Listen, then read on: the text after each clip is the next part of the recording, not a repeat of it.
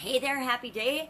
Drive a hard bargain to supersize your business. How do you drive a hard bargain to grow and supersize your business? What does this expression mean? This idiom has actually been around since, but it showed up in Greek writing in 950 AD. So it's been around a long, long time. And what do we know about anything that's been around a long, long time? It impacts us. It affects us as human beings, and it affects our thinking, our beliefs, our behavior, and therefore our businesses. And drive a hard bargain showed up. It wasn't until 500 years later or so before it appeared in English. But it means, of course, to negotiate a deal or to strike a bargain, strike an agreement, and make sure that it's usually an agreement to your advantage. But you're, if you're dropping your magnifying glass, but you're making sure that the terms and the conditions are challenging or difficult or tough or hard. And this is really an interesting topic for me because I would be somebody that drives a hard bargain. I drive a hard bargain not only with myself, but in business and in other places. And I never hold people more accountable than I hold myself, but I hold myself to high standards, and therefore I drive a hard bargain. Terms and conditions as far as being to my benefit, I drive a hard, fair bargain. If it isn't a win-win situation, I don't want to be involved in that agreement or in that business or in that circumstance. I don't believe, and I probably did when I was younger, believed more in the win-lose scenario, and I would drive a much harder bargain back then. It was always of value to people, but I have changed my perspective on that considerably as I've entered the online world, from the offline world to the online world. It's a bit of a different philosophy. It's more about giving, and then you'll receive in return that and so much more, than it is about, driving agreements that are based on really challenging, elements.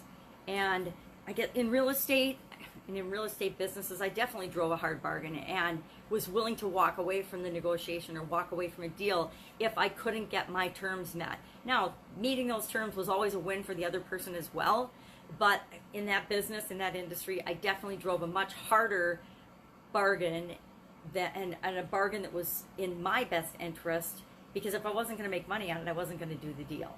And it was more a money-driven thing. What I do online now is much more human being and win-win scenario driven.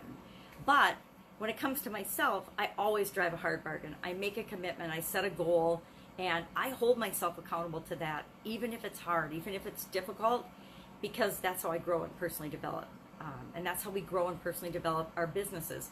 We hold ourselves accountable to a higher standard than we would maybe hold other people accountable, because then we set up systems and procedures that continuously improve. We set up processes and elements in our businesses and departments and however you structure your business, and we hire the right people and put them in the right positions, and we do what's best for them, but what's also best for us as an entity and for our customers, the people that we serve.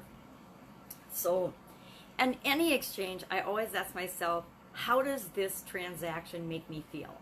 And I didn't necessarily do that when I was younger, but I do now, because I care more about the integrity of the situation, the integrity of the transaction from a big picture standpoint, than from a, am I going to get everything I want out of it? So I have to really draw a hard line in the sand and say, I need A, B, C, and D, or I'm not doing the deal. And maybe I say I need A, B, C, and I'm flexible on D, or whatever it is. It doesn't sound very flexible, does it?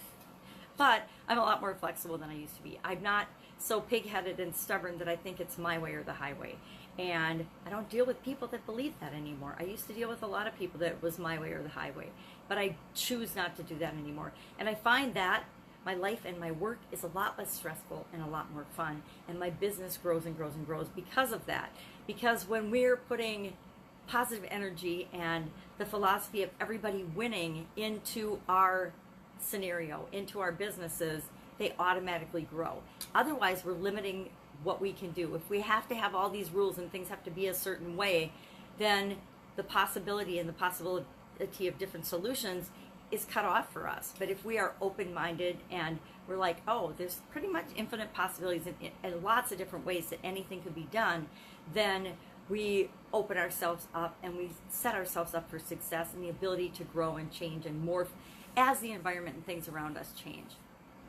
And, how does that make you feel? Doesn't it feel good to know that you are doing the right thing and helping other people? It does to me. And that's, I think, why my businesses are a lot more fun to grow than they maybe weren't always that fun to grow in the past. And it felt more like sometimes I was doing what I had to do or should do to survive versus what I wanted to do to create the life that I want. So, do you drive a hard bargain? Give an example in the comments below of a hard bargain that you've driven and how you felt about it. Say, go out and make it an amazing day. And I will, of course, be with you tomorrow with another interesting idiom and how we can use it to supersize and grow our business. Bye.